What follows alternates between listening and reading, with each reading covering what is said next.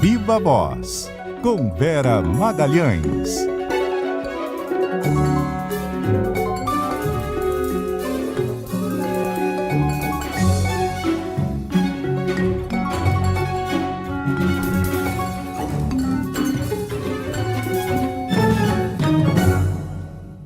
E aí, Vera?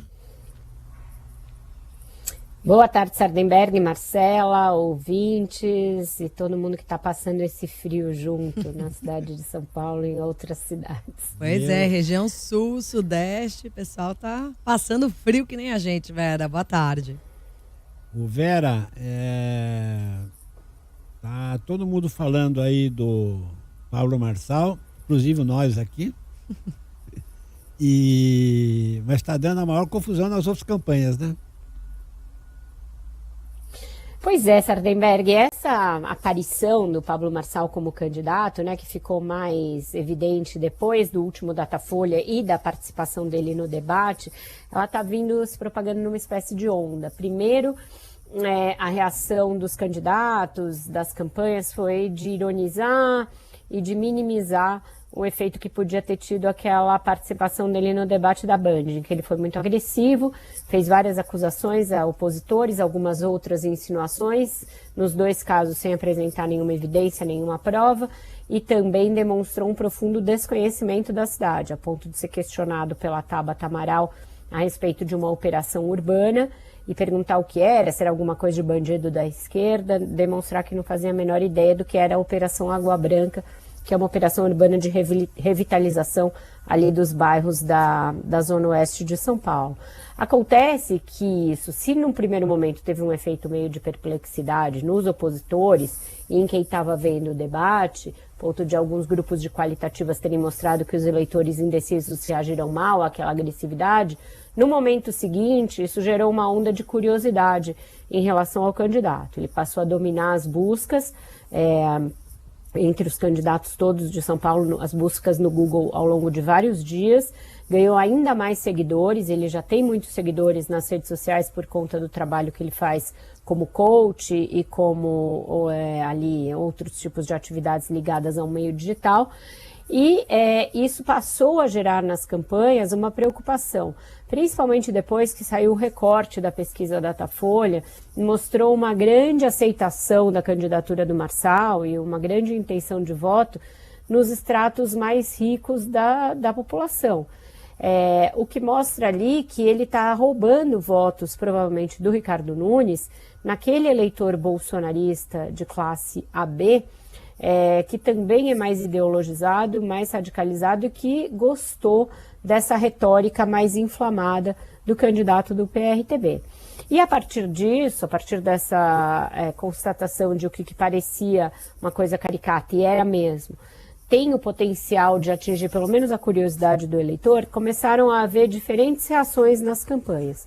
Ontem eu apurei, teve uma reunião na campanha do prefeito Ricardo Nunes, da coordenação da campanha, em que uma fonte me disse que 70% do tempo foi gasto falando de Pablo Marçal, porque ele é um dos que mais são atingidos, é o mesmo eleitorado que está sendo disputado e até mesmo alguns aliados. Teve um aliado dele, o Wilson Pedrosa, que estava com o Ricardo Nunes num dia, treinando para o debate, no dia seguinte apareceu como papagaio de pirata do Pablo Marçal na TV Bandeirantes. Então, isso tudo está preocupando as campanhas e eles teriam um expediente para usar. Pelo seguinte, a legislação eleitoral não obriga que jornais, emissoras e quem vai realizar debate convide o Pablo Marçal, pelo fato de que o partido dele não tem representação no Congresso. Acontece que eles estão numa encruzilhada. Se eles fizerem ali uma reunião das outras candidaturas para confrontar as emissoras e dizer, olha, nós não queremos o Marçal no debate, eles vão acusar o golpe, vão mostrar, estão muito preocupados com essa candidatura. Ao mesmo tempo, eles também acham que as emissoras não vão, de livre iniciativa, deixar de convidá-lo para um debate, pelo fato de que ele é o quarto colocado nas pesquisas, terceiro colocado, né, porque é empatado com o Datena. E que não teria como excluir um candidato que já chegou a 14% das intenções de voto. Então, existe uma encruzilhada em relação a isso, e a única que tomou uma iniciativa até agora foi a Tabata, que impugnou a candidatura dele na Justiça Eleitoral. Mas advogados eleitorais com os quais eu conversei desde ontem dizem que a alegação dela é muito fraca, muito tênue. Ela está se valendo de uma cláusula do estatuto do partido dele, que diz que só serão aceitos como candidatos aqueles filiados 6 meses antes da convenção. E ele se filiou ao PRTB em abril. Acontece que a legislação eleitoral exige filiação apenas 6 meses antes da eleição, então ele está no prazo permitido pela lei eleitoral. O estatuto do partido não se sobrepõe à lei, então dificilmente a Justiça Eleitoral vai cassar o registro da candidatura dele com base nessa alegação que é muito fraca e muito tênue. Então é isso, as campanhas assustadas, achando que deveriam tomar alguma providência e não sabendo muito como confrontar um adversário que lida com armas muito novas e que tem um exército digital à disposição dele. Bom, o que você coloca sobre a questão dos próximos debates, etc., fica uma situação difícil, né? Quer dizer, a rigor, se você pensar bem, não tem como excluí-lo, né? Os caras vão ter que tentar não um tem, jeito. É muito difícil. Não, a maneira deve ser.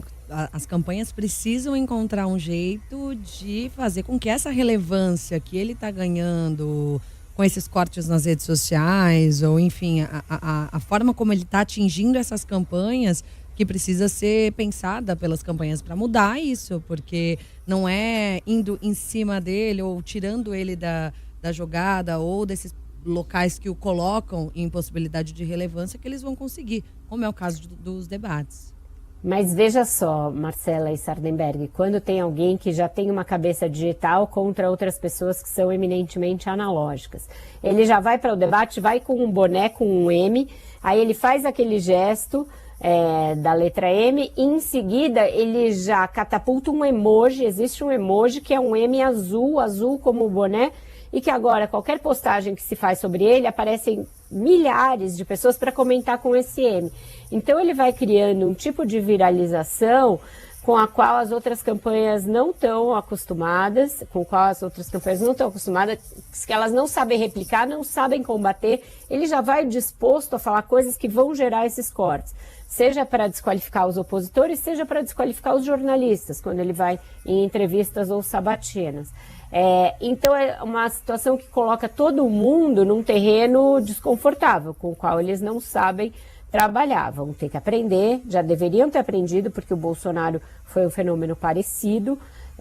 A política hoje em dia, no tempo das redes sociais, é muito feita nessa base dos memes, mas o que está intrigando é o fato dele estar conquistando eleitorado nas faixas muito ricas e muito escolarizadas do paulistano, mostrando aí que existe um terreno para avançar com uma candidatura que é claramente descompromissada com políticas públicas, não conhece os problemas da cidade e não está fazendo um discurso voltado para aqueles problemas mais sérios, nem para quem mais precisa do poder público, que são justamente os mais pobres, né?